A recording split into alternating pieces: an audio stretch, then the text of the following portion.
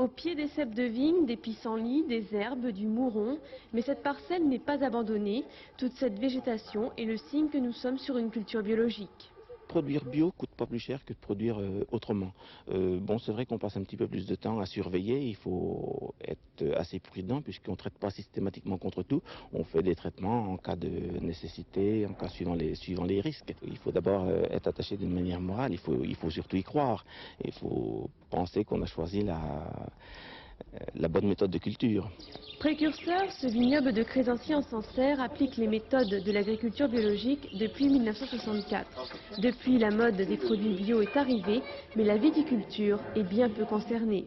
C'est pas encore rentré dans l'esprit du consommateur français, même si des marchés à l'export comme l'Allemagne sont très demandeurs sur ces produits-là.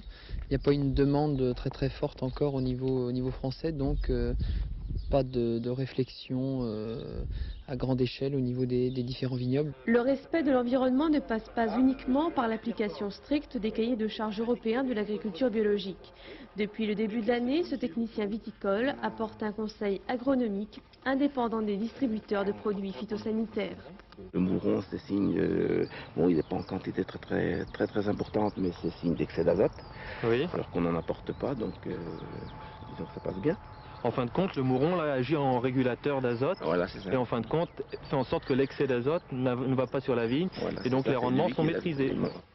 Le système bio a un cahier des charges bien déterminé actuellement, mais il existe, je pense, une marge de manœuvre pour incorporer une lutte plus ou moins biologique au niveau des traitements traditionnels, sans faire appel à un cahier des charges dit biologique. Une alternative qui mérite d'être développée puisqu'à ce jour, la viticulture biologique ne concerne qu'1% des exploitations.